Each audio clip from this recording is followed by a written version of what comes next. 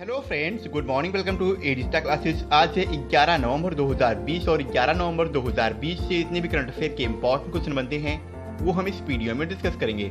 साथ ही मैं आपको हर एक क्वेश्चन से रिलेटेड इंपॉर्टेंट फैक्ट बताऊंगा, तो आप हमारा वीडियो पूरा और एंड तक ध्यान से देखिए। लास्ट में मैं आपसे एक क्वेश्चन पूछूंगा, आप उस क्वेश्चन का जवाब नीचे कमेंट बॉक्स में दे सकते हैं। साथ ही क्वेश्चन से थोड़ी जितनी भी जानकारी आपके पास अवेलेबल हो आप उसे नीचे कमेंट बॉक्स में लिखा कीजिए, ताकि आपका प्रॉपर तरीके से रिवीजन हो सके। अगर आपको हमारी ये वीडियो को लाइक किए, आपके पास जितने भी एजुकेशन ग्रुप हैं आप उस ग्रुप में हमारे वीडियो को शेयर भी कीजिए और साथ ही हमारे चैनल एडी स्टार क्लासेस को सब्सक्राइब कीजिए। चलिए स्टार्ट करते हैं। आज का पहला क्वेश्चन है, हाल ही में शांति और विकास के लिए विश्व विज्ञान दिवस कब मनाया गया है? हाल ही में 10 नवंबर को शांति और विकास के लिए विश्व विज्ञान दिवस मनाया गया है, यानी इस क्वेश्चन का ऑप्शन बी सही है, 10 नवंबर। हर साल 10 नवंबर को शांति और विकास के लिए विश्व विज्ञान दिवस मनाया जाता है। यह दिन समाज में विज्ञान की महत्वपूर्ण भूमिका और उभरते वैज्ञानिक मुद्दों पर बहस में व्यापक जनता को जोड़ने की आवश्यकता को उजागर करने के लिए मनाया जाता है। इस वर्ष के शांति और विकास के लिए विश्व विज्ञान दिवस की थीम रखी गई है, science for and with society. इस साल ऐसे समय में जब दुनिया वैश्विक कोविड-19 महामारी से जूझ रही है, विश्व विज्ञान दिवस science for and with society in dealing with the global and pandemic पर केंद्रित, यानी इसकी थीम है इस बार के 2020 के वर्ल्ड साइंस डे की थीम इस बार रखी गई है। थीम आपके लिए काफी इंपॉर्टेंट है क्योंकि थीम कोविड-19 के बेस पर रखी गई है। थीम है science for and with society in dealing with the global pandemic. विश्व विज्ञान दिवस इसको मनाए जाने की घोषणा साल 2001 में यूनाइटेड नेशन शैक्षिक, वैज्ञानिक और सांस्कृतिक संगठन यानी यूनेस्को द्वारा की गई थी और इसे 2002 में पहली बार मनाया गया था। बात है यूनेस्को की, इसका फुल फॉर्म सबसे पहले जानते हैं। इसका फुल फॉर्म है United Nation educational, scientific and cultural organisation. इसकी स्थापना 4 नवंबर 1946 को हुई है। इसका मुख्यालय वर्तमान समय के पेरिस में, जो कि फ्रांस की कैपिटल भी है और फ्रांस की सबसे बड़ी सिटी है पेरिस, और इसके वर्तमान समय के महानिदेशक हैं ऑड्रे अजोले। अगला क्वेश्चन है, हाल ही में किस राज्य में देश के सबसे लंबे मोटर बेल सिंगल लेन पुल का उद्घाटन हुआ है?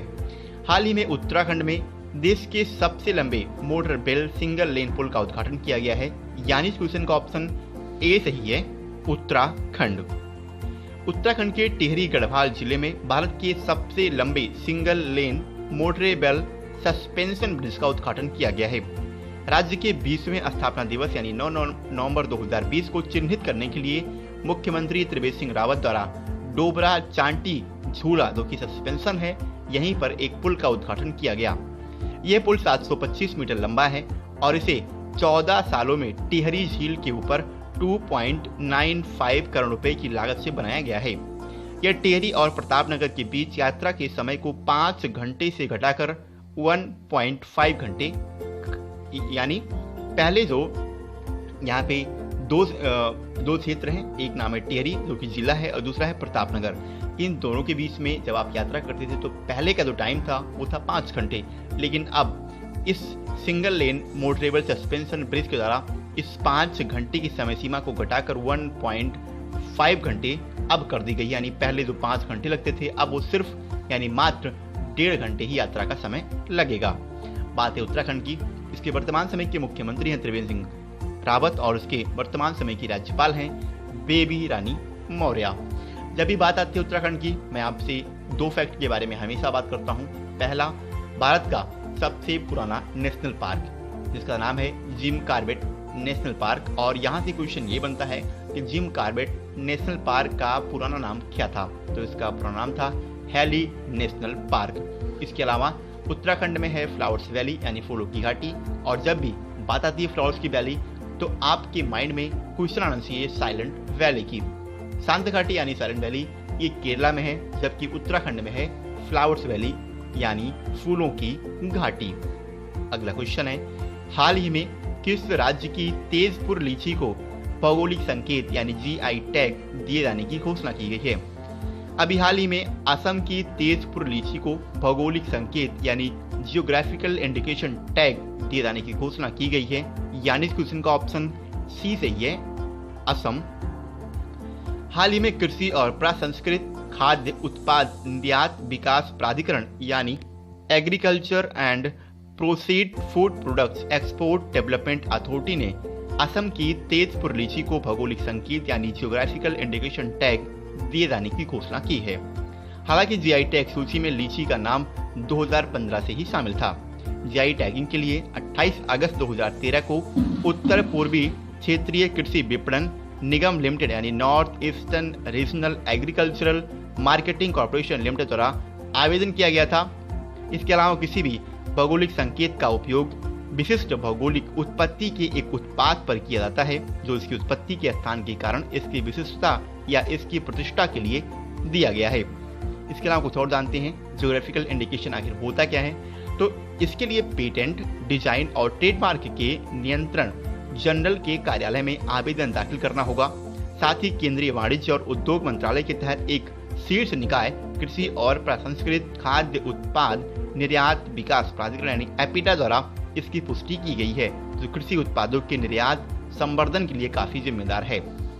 इसके अलावा असम के तेजपुर लीची को भौगोलिक संकेत का टैग मिलने के बाद इस वस्तु को राज्य में उसकी उत्पत्ति का एक विशिष्ट उत्पाद अब माना जाएगा, जो इसे इससे मिलते जुलते उत्पाद से काफी बचाएगा। इसके अलावा तेजपुर की लीची को उत्कृष्ट गुणवत्ता, सुखद उत्पाद, आकर्षक लाल रंग के साथ रसदार गूदे के लिए भी जाना जाता है। बात है असम की, तो इसके वर्तमान समय के मुख्यमंत्री हैं सर्बानंद सोनोवाल। इसके वर्तमान समय के राज्यपाल हैं प्रोफेसर जगदीश मुखी। असम के कुछ लोक नृत्य जो एग्जाम के यानी जितने भी आपके एग्जाम होते हैं उनके दृष्टिकोण से काफी महत्वपूर्ण है। सबसे पहला है बिहू नृत्य, इसके बारे में अभी मैंने कुछ दिन पहले आपसे बात की थी। दूसरा है बगरुम्बा, तीसरा है भोराल और अगला है झूमुर नृत्य। अगला क्वेश्चन है, हाल ही में किसे जेसीबी साहित्य पुरस्कार 2020 से सम्मानित किया गया है। अभी हाल ही में एस हरीश को जेसीबी साहित्यिक पुरस्कार 2020 के लिए चुना गया है, यानी इस क्वेश्चन का ऑप्शन ए सही है, यस हरीश। मलयालम लेखक यस हरीश ने अपने उपन्यास, इसका नाम है माउसी के लिए यानी मूछे, इसके लिए जेसीबी साहित्य पुरस्कार 2020 जीता है। इसका अनुवाद अंग्रेजी में जयश्री कराथे द्वारा किया गया और इसे हार्पर कॉलिश इंडिया के द्वारा पब्लिश किया गया। साहित्य में दिया जाने वाला जेसीबी पुरस्कार को भारत में सबसे महंगा साहित्यिक पुरस्कार माना जाता है। इस पुरस्कार के तहत मलयालम लेखक को 25 लाख रुपए का नगद पुरस्कार और अनुवादक को 10 लाख रुपए अतिरिक्त राशि प्रदान की जाएगी। अगला क्वेश्चन है, हाल ही में किस भारतीय फिल्म को टोक्यो फिल्म फेस्टिवल में एंट्री मिली है। अभी हाल ही में एक मूवी है कार खीनी सांची वारी, जो कि मराठी मूवी है, इसको टोक्यो फिल्म फेस्टिवल में एंट्री मिल चुकी है, यानी इस क्वेश्चन का ऑप्शन सी सही है, कार खीनी सांची वारी। पुणे के आखिरी संयुक्त परिवार कारखानीज की 149 मिनट की कहानी पर आधारित Marathi film Karkhanisanchi Wari यानी essays on a road trip को टोक्यो फिल्म फेस्टिवल में एंट्री मिली है। इस फिल्म का निर्देशन मंगेश जोशी ने किया था। इसके अलावा 33वें टोक्यो इंटरनेशनल फिल्म फेस्टिवल के दौरान फिल्म का वर्ल्ड प्रीमियर भी होगा। ये फेस्टिवल में शामिल होने वाली एकमात्र भारतीय फिल्म भी है, इसके बारे में आपको याद रखना है। अगला क्वेश्चन है, हाल ही में किसे पेट्रोनेट एलएनजी लिमिटेड के नए प्रबंध निदेशक और मुख्य कार्यकारी अधिकारी के रूप में नियुक्त किया गया है। अभी हाल ही में ए.के. सिंह को यानी अक्षय कुमार सिंह को पेट्रोनेट एलएनजी लिमिटेड के नए एमडी और सीईओ के रूप में अपॉइंट किया गया है, यानी इस क्वेश्चन का ऑप्शन बी सही है, A K. Singh. Indian Oil Corporation यानी आईओसी के डायरेक्टर पाइपलाइन अक्षय कुमार सिंह देश के सबसे बड़े गैस आयातक पेट्रोनेट एलएनजी लिमिटेड के नए प्रबंध निदेशक और मुख्य कार्यकारी अधिकारी होंगे। वह प्रभात सिंह की जगह लेंगे, जिन्होंने हाल ही में अपना 5 साल का कार्यकाल पूरा कर लिया है। इसके अलावा पेट्रोनेट आईओसी और GAIL oil and natural gas corp यानी ओएनजीसी और बीपीसीएल का एक संयुक्त उद्यम है। 4 राज्यों के स्वामित्व वाली कंपनियों के पास प्रत्येक कंपनी में 12.5% हिस्सेदारी है, जिसके अध्यक्ष तेल सचिव ही हैं। इसके अलावा पेट्रोनेट गुजरात और कोच्चि में केरल में तरलीकृत प्राकृतिक गैस एलएनजी आयात टर्मिनल संचालित करता है। बात है आईओसी की, तो इसकी स्थापना 30 जून 1959 को हुई है। इसका मुख्यालय नई दिल्ली में है और इसके वर्तमान समय के अध्यक्ष हैं श्रीकांत माधव वैद्य। अगला क्वेश्चन है, हाल ही में your best day is today नामक पुस्तक का लेखन किसने किया है? अभी हाल ही में अभिनेता अनुपम खेर ने your best day is today नामक एक पुस्तक का लेखन किया है, यानी इस क्वेश्चन का ऑप्शन ए सही है, अनुपम खेर। जाने माने एक्टर अनुपम खेर द्वारा your best day is today शीर्षक एक नई बुक लिखी गई है। उन्होंने इस पुस्तक में कोरोना वायरस प्रेरित देशव्यापी लॉकडाउन के दौरान अपने अनुभव को साझा किया है। इस पुस्तक के माध्यम से खेर ने लॉकडाउन के दौरान अपने अनुभवों को साझा किया, जिसमें उन्होंने कई उतार चढ़ाव देखे जब उनकी मां दुलारी और भाई राजू खेर भी कोरोना वायरस की चपेट में आ गए थे। उनकी पिछली बुक उनकी जीवनी lessons life taught me unknowingly the best things about you is you थी। वो 2 राष्ट्रीय फिल्म पुरस्कारों के प्राप्तकर्ता भी हैं। अगला क्वेश्चन है, हाल ही में किसने अपने मल्टीमीडिया अभियान आरबीआई कहता है कि प्रभाव का आकलन करने का निर्णय लिया है? अभी थोड़े दिन पहले आरबीआई यानी रिजर्व बैंक ऑफ इंडिया ने एक मल्टीमीडिया अभियान चलाया था, इसका नाम था आरबीआई कहता है। अब उसी के प्रभाव का आकलन करने का आदेश दिया है आरबीआई ने, यानी इस क्वेश्चन का ऑप्शन सी सही है, आरबीआई। भारतीय रिजर्व बैंक अपने मल्टीमीडिया जन जागरूकता अभियान आरबीआई कहता है यानी आरबीआई कहता है के प्रभाव का आकलन करने का फैसला किया है, जिसे सुरक्षित बैंकिंग और वित्तीय प्रयासों के बारे में जनता को शिक्षित करने के लिए 14 भाषाओं में लॉन्च किया गया था। अगर मैं आपको सिंपल लैंग्वेज में बताऊं तो आरबीआई कहता है ये आरबीआई का एक मल्टीमीडिया अभियान था जो कि लोगों को जागरूक करने के लिए कुछ दिन पहले लॉन्च किया गया था, और अब आरबीआई इसके बारे में यानी इसका क्या इफेक्ट रहा है, स्पेशली जितनी भी ग्राउंड लेवल की फील्ड होते हैं उनमें इसका कितना असर रहा है, लोग कितने जागरूक हुए हैं, इसके बारे में अब आकलन करने के लिए आरबीआई ने घोषणा की है। इस अभियान के तहत बेसिक बचत बैंक जमा खातों, अनाधिकृत इलेक्ट्रॉनिक बैंकिंग लेन देन में ग्राहक देयता, सुरक्षित डिजिटल बैंकिंग प्रयासों, वरिष्ठ नागरिकों के लिए बैंकिंग सुविधाएं, बैंकिंग लोकपाल योजना और साइबर सुरक्षा सहित अन्य पर संदेश लॉन्च किए गए हैं। आरबीआई कहता है कि केंद्रीय बैंक द्वारा सभी मास मीडिया का उपयोग करके शुरू किया गया पहला 360 डिग्री अभियान था, जिसमें टेलीविजन, रेडियो, साथ में समाचार पत्र, hoardings, web banner, gift, social media और एसएमएस जैसे मीडिया प्लेटफॉर्म शामिल थे। आरबीआई ने बैंकिंग और वित्तीय क्षेत्र में अच्छे व्यवहार, नियमों और पहलों के बारे में आम आदमी में जागरूकता पैदा करने के उद्देश्य से इस मल्टीमीडिया अभियान की शुरुआत की थी। बात आरबीआई की है तो इसकी स्थापना 1 अप्रैल 1935 को हुई थी, और जब इसकी स्थापना हुई थी तब इसका हेडक्वार्टर था कोलकाता में, लेकिन उसी स्थापना के 2 साल बाद यानी 1937 में इसके हेडक्वार्टर को महाराष्ट्र के मुंबई में स्थानांतरित कर दिया गया, और वर्तमान समय में भी आरबीआई का हेडक्वार्टर महाराष्ट्र के मुंबई में ही है। इसके वर्तमान समय के गवर्नर हैं शक्तिकांत दास, और आरबीआई के 25वें नंबर के गवर्नर हैं शक्तिकांत दास।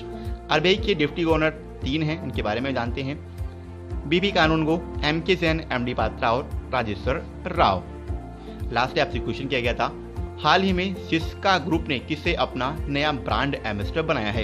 इस क्वेश्चन का ऑप्शन सी सही था, राजकुमार राव, और लगभग सभी विद्यार्थियों ने इसका सही आंसर दिया। एक बार मैं आपसे बोलूंगा, आपको क्वेश्चन के बारे में जितनी भी जानकारी अवेलेबल हो आप उसे नीचे कमेंट बॉक्स में लिखा कीजिए। आज का हमारा क्वेश्चन है, हाल ही में किस शहर में पटाखों की बिक्री और इस्तेमाल पर पूर्ण प्रतिबंध लगाया गया है? क्वेश्चन के 4 ऑप्शन है, दिल्ली, हैदराबाद, जम्मू कश्मीर और इंदौर। एक बार मैं आपसे फिर बोलूंगा, आपको क्वेश्चन के बारे में जितनी भी जानकारी पता है आप उसे नीचे कमेंट बॉक्स में लिखिए, जिससे आपका कंप्लीटली रिवीजन हो सके। तो आज के लिए इतना ही। अगर आपको हमारी ये वीडियो पसंद आई हो तो वीडियो को लाइक कीजिए। जय हिंद।